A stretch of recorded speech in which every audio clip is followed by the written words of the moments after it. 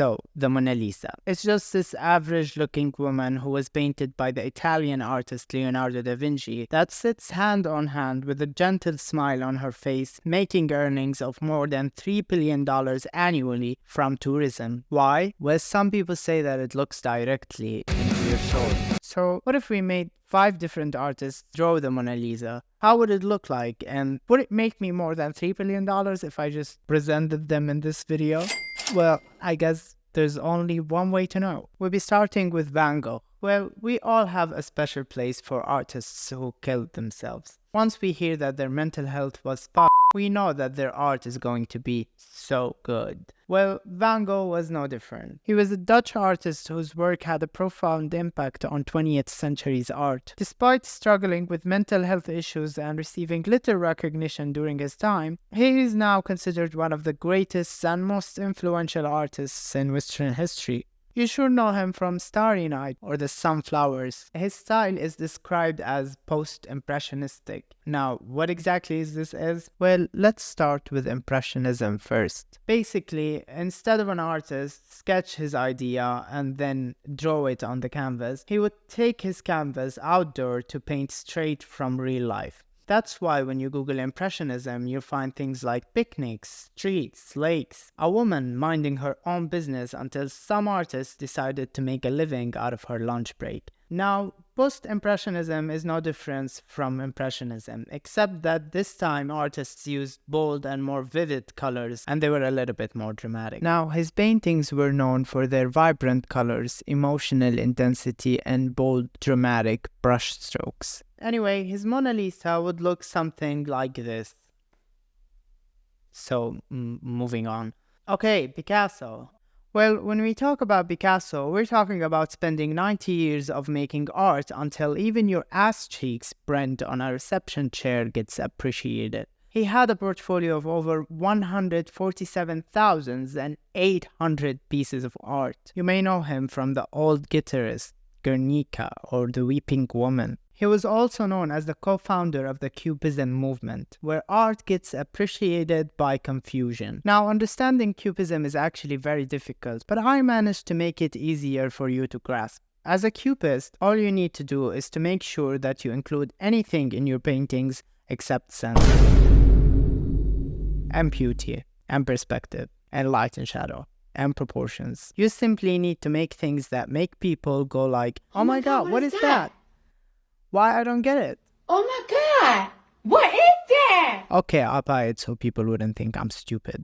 But to be fair, unlike most of the cubists that just chose cubism because they don't know how to draw properly, Picasso was very good at drawing. If you see his painting transformation, you would know that he was one hell of an artist. He simply got more abstract and crazier as he grew older. His Mona Lisa wouldn't look that different if he drew it back then when he was young. However, after his transformation and the cubism stuff, it would look something like this. Okay, next we have Pollock. Now, remember those videos that went viral on Facebook where people used paint to create random patterns on a canvas? Well, you can thank Pollock for that. He was an American artist who creates art through dripping paint onto canvases. This technique is called action painting, in which paint is spontaneously dribbled, splashed, or smeared onto the canvas rather than being carefully applied. Artists here cared about expressing the act of painting itself, which makes sense since this style was part of a bigger movement called abstract expressionism, where dripping paint and creating a big giant piece of mess were celebrated. Anyway, his paintings were described as expressive, chaotic, messy. Some people liked it, some people not. Anyway, his Mona Lisa would look something like this. Although I think he's gonna go more abstract in her face. And of course, more paint dripping. Okay, Frida Kahlo. Now, if you like it when artists get a little personal with their art, then you're gonna love this woman, because she made more than 200 paintings just about herself. Yes, She kept on drawing a portrait of herself over and over again. If you simply Googled her paintings, you start to think that you accidentally hacked her Snapchat account. Frida was a Mexican artist known for her deeply personal and symbolic self-portraits. Although she was interested in art from childhood, she started taking it as a career after she had a severe bus accident at the age of 18. This accident made her lie in bed for more than 3 months. She started painting as a way to kill her time while in bed. She used art to express her identity, the chronic pain she had in her life, and of course, her Mexican heritage. When she was asked why she keeps drawing herself, she said, "I paint myself because I'm often alone, and I am the subject I know best." Clearly, she was lonely, but not as lonely as this channel. Anyway, now her Mona Lisa is not going to be that different. She's just gonna draw herself, obviously. So it would look something like this. Or this. She's cute, I like her. Okay, moving on. Okay, Salvador Dali. Okay, when we talk about Salvador Dali, we're talking about eating before hitting bed and having one of the finest sleep paralysis one can ever have.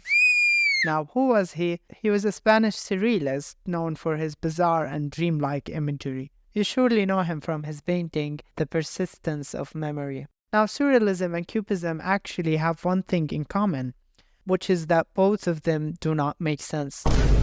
The only difference was that unlike cubism that just doesn't make sense, surrealism made sense of its nonsense. For instance, if you look at the persistence of memory from a narrower perspective, you see a clock sitting on a table, which is so ordinary until you zoom out and find that the other half of it is melting. And oh, there's a tree on the table that has another melting clock on its branch. Why does the sea looks like a mirror? And what the hell is even that? And now it doesn't make sense anymore. See, and it's for sure different than looking at a cubist work where nothing usually makes sense. Now his Mona Lisa is probably going to look something like this. Of course not. She'd be sticking out of the frame, holding a freakish melting face that fits her hand while shipping a mucus-like liquid. All of this exists in multiple realities with different seasons all happening at the same time. Oh my god, Dalí. Never mind, let's finish the video. Okay, we're done with this video. And don't forget to tell me which one was your favorite one. For me, my favorite one was Frida Kahlo. I just like this woman. And yeah, if you want to support this channel, you can actually do that by going to my coffee profile and buy me some coffee. Goodbye.